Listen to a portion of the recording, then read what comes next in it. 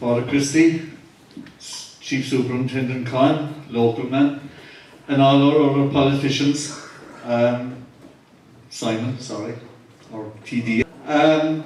I suppose this started back in early June 2019. I got a few messages to tell me that there was a stick coming up for sale. It was involved in a faction fight here in Ballinhassig, and that we should buy it. This is going to be a very short story about this. So we had a meeting. It was coming up for auction on the 23rd of July, above in Kilkenny, in Fancy Mealy. I'll never forget the name. And we decided that the stick was up for €400. We'd follow it to €700 or €800. That was my guideline. So I signed up for the bidding on the phone because I was at work. So the auction started. I got a phone call about a half an hour before the auction to say that I was 20 numbers away from the item that was going to be auctioned, to be prepared. So I waited patiently for it.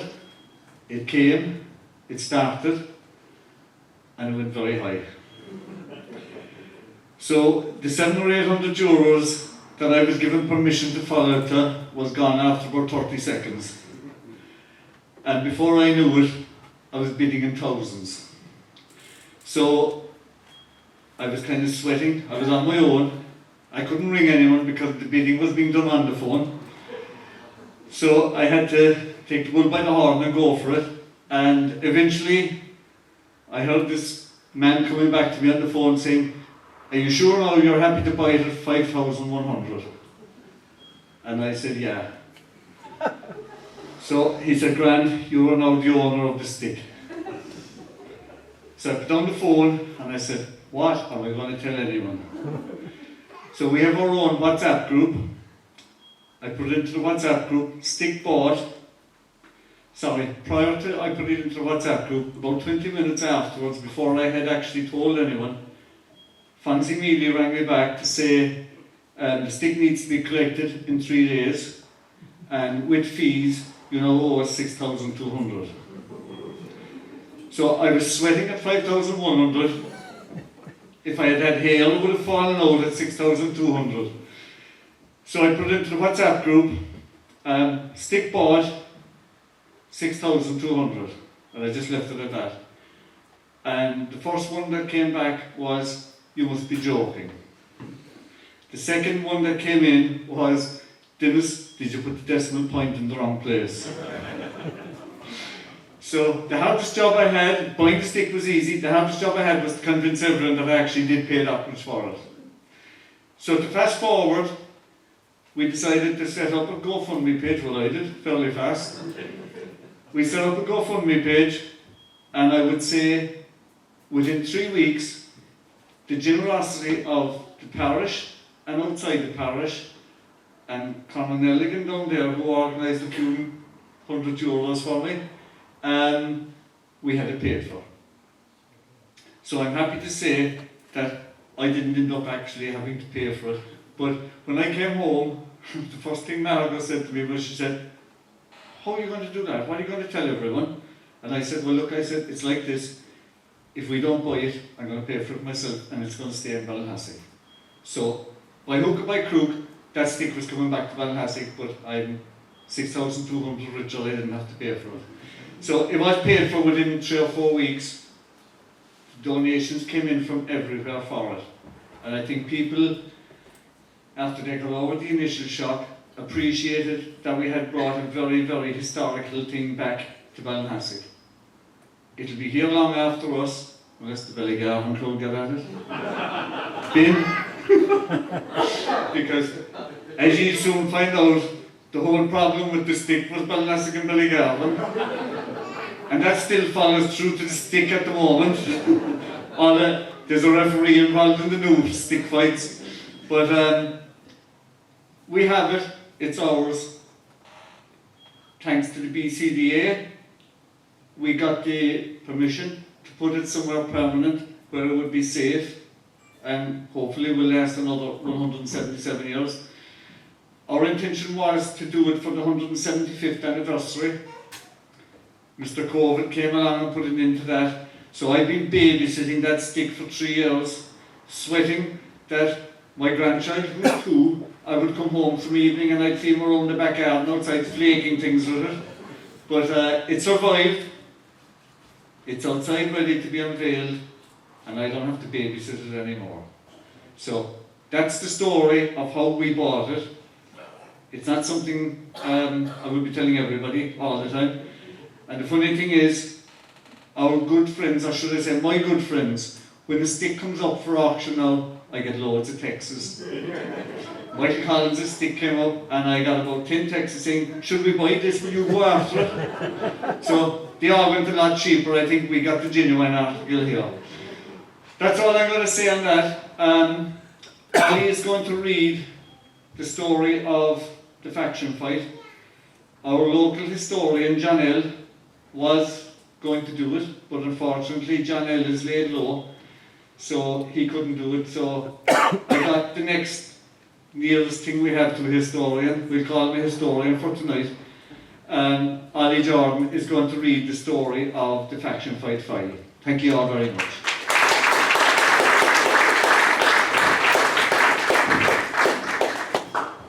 Good evening, ladies and gentlemen. I'm reading this, as Dennis said, on behalf of local historian John L. O'Sullivan. He compiled the report himself. Sorry, I'll be looking down at it a lot and reading it, rather than looking around as I should be, but I hope to do justice to him anyway. This is an account of that fateful day in June 1845, when 11 people were killed here in the village, in very close proximity to where we are now. In 1995, a plaque was unveiled on the wall of Cottrell's shop to commemorate the 11 people who lost their lives on that summer's day, 30th of June 1845. And now, thanks to the people of Ballinhassig and their friends near and far who donated to it, a scarce item from that dark day will be brought back here to its final resting place in the Marion Hall. Faction fighting in Ireland lasted from the start of the 18th century to the end of the 19th century. It consisted of mass brawls at fairs, markets, funerals, race meetings and other gatherings. A lot of faction fighting took place in some counties after Mass on Sundays. In a lot of cases, faction fighters would arrive at the arranged venue shouting and roaring and wielding their cudgels, and with genuine whisky courage, driving men, women, children, pigs, goats, cows and sheep before them in sad dismay. Many of the fighters were arrested at these faction fights, and those who were found guilty of manslaughter were sentenced to transportation for life. At various times and places, attempts were made to put a stop to the activities of the factions. This was often, but not exclusively, done by the clergy. The priest would come outside the church after Mass to plead with the gangs not to fight anymore and go home quietly. At that time, the champions of different factions used to challenge each other to fight in order to see who was the better fighter. These faction men were usually backed up by strong women who carried big stones in their aprons and threw them at the opposition. Some fighters stuffed their hats with hay so as to lessen the impact of the hard blows to the head. Hard strikes were given and received, and many a young man was maimed for life and never walked again. The blackthorn was weighed with weights of lead inserted in its shaft, and it was a formidable weapon which carried many a man to victory in those faction fighting days. The fair days here in Ballinhassig were the 1st of May, 29th of June, 10th of August and 29th of September, and the first fair was in 1737. Now the faction fight on the 30th of June was between 300 men of O'Sullivan Ranters of Ballinhassig and 200 men of the O'Neill and Walsh families of Ballygarden. Tom O'Sullivan Ranter took on John O'Neill in single combat, and this was the main attraction at first. After about half an hour, the two gave up their single combat. They saw the chance of easier victories on the green, and they began to engage with less formidable opponents. They simply had to be able to tell their friends around the fireside in the winter months how many skulls they cracked at the last June fair in Ballinassie. In this way, fighting became general again, and the O'Sullivans were getting the upper hand. This was their faction fight here at the fair. The Ballygarvan faction were fighting a losing battle, and many returned injured, and the women were busy tending them.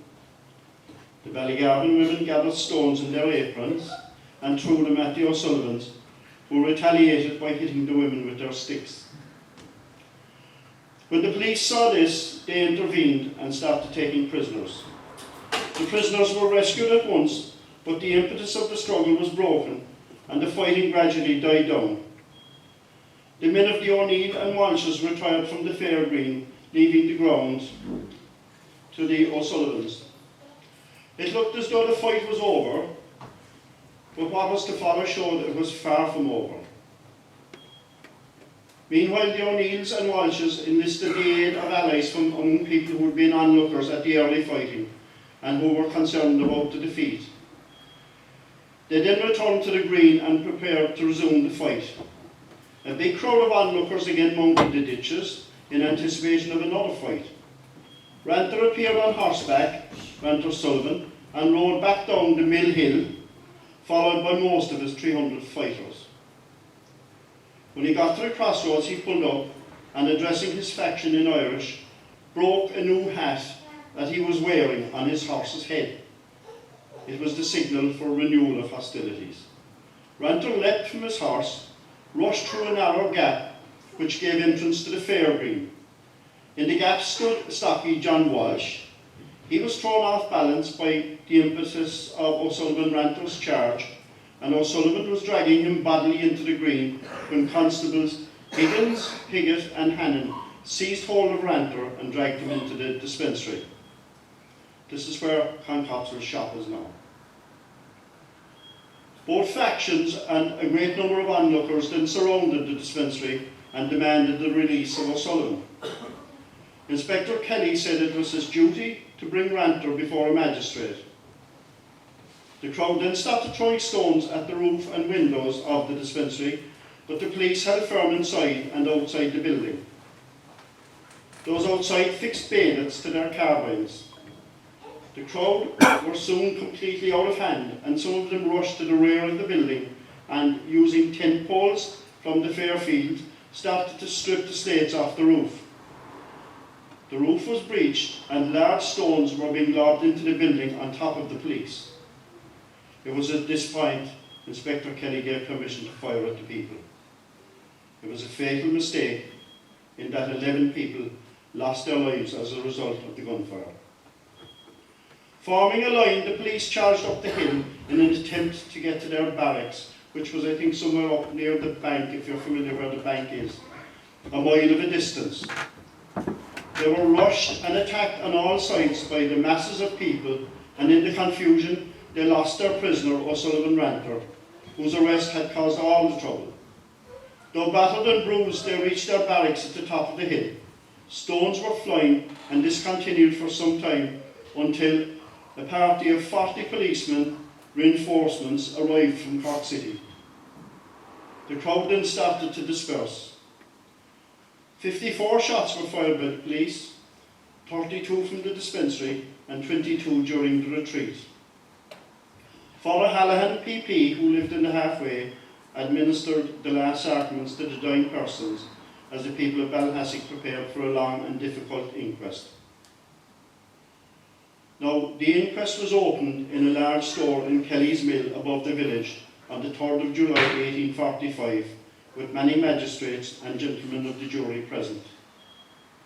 It was then temporarily adjourned as the jury went about viewing some of the bodies at the different places where they lay dead. The jury moved 2 miles north to Hollands in Ballinagremula, where the remains of Julia O'Callaghan was laid out. After some time there examining the body, they moved off again to look at the body of John Desmond in Adamstown. He lived in a very run-down hovel. Down the road from there was the body of Morris Corcoran, which was now in an advanced state of decomposition. He left a wife and 4 children. The cavalcade then moved across to Ballyheda, where a post-mortem was held on the body of Jeremiah McCarthy. Also in Ballyheda lay the body of Ger Collin, a fine young man who left behind a wife and infant child. Then on to Ballinloughy to examine the body of Con Ford, who was the only support for his aged father. The last body visited was that of John Kerrigan, about 3 miles from Kinsale. He also left a wife and a young infant. Within a few yards of each habitation, you will see a horse-hearse lying in its shafts, and around the doors groups of people praying and getting ready for the funerals. The jury then returned to the mill in Ballinhassig, and the inquest recommenced and lasted 10 days. Many people gave evidence on what they saw that day at the fair, and at the end of the 10th day, the jury returned with a verdict, which was that the victims met their deaths as a result of shots fired by the police in self-defence, but by 14 votes to 8, they had declared the act as justifiable homicide and attached no blame to the police. The verdict created consternation among the ordinary people across the parish. A meeting was held in court, presided over by the Mayor, Richard Dowden. It was attended by members of the clergy, including Father Hallahan, PP Ballinhassig, and also members of town councils, with James Dwyer, town councillor, strongly criticising the verdict of the jury on the Ballinhassig murders. He stated that the vast numbers of people living in the district were Catholics, and at least the majority of the jury should be Catholic. On this occasion, the jury was made up of 16 Protestants to 7 Catholics, and he believed the right decision could not be achieved.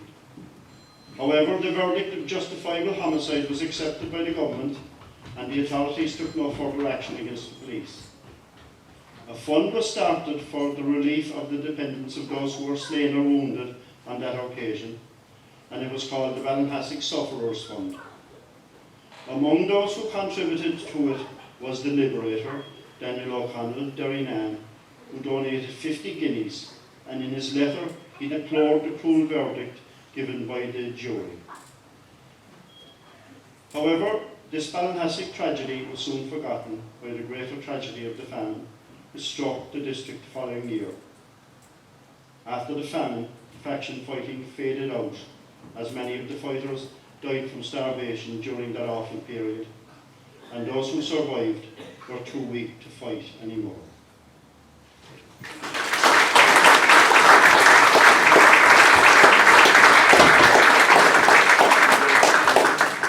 For a fella that doesn't usually talk, he's usually behind the camera, I think he did a pretty good job. Now I call on Mayor Danny Collins to come up and say a few words. He's not from Ballygarvan, so they're safe enough. Basically, look, my speech really has been cut in half of what has been said already.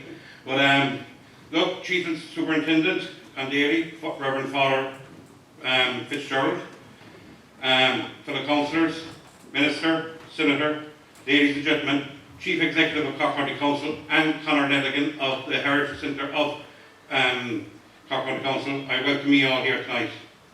I'm delighted to be here today for the unveiling of the Shillelagh, and also pay tribute to the committee members of Ballinhassig Village Association for making sure and bringing a piece of its Ballinhassig's heritage back to where it belongs. As most of you know, the Shillelagh was an infamous Ballinhassig faction fight of 1845, and recently went under the auction at Fine's Mealy Auction Rooms in Kilkenny. Described at the auction rooms catalogue as an important 19th century Irish Shillelagh, it has engraved plaque described it with the following: retrieved after the Fair Day Massacre, Ballinhassig, 30 June 45. Far cry from the estimated price of €400, the hammer came down at €5,100, and with the fees making it €6,200. But this didn't deter Dennis or his Great Town Voluntary Committee here in Ballinhassig, as they signed a cheque to make sure it returned to its rightful place here in Ballinhassig. The Ballinhassig Village Association are an active part of the village, and mainly to note they are voluntary. Like many other voluntary groups in our county, I honestly think they deserve a round of applause.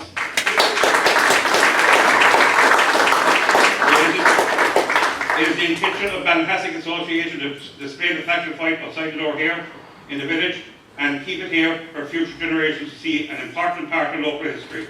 As we know, the cost of which I mentioned already, there is a GoFundMe page and I believe that's still open, and I would ask you to contribute. I'd like to congratulate everyone who was involved in this project and say well done, and thank you for inviting me here tonight.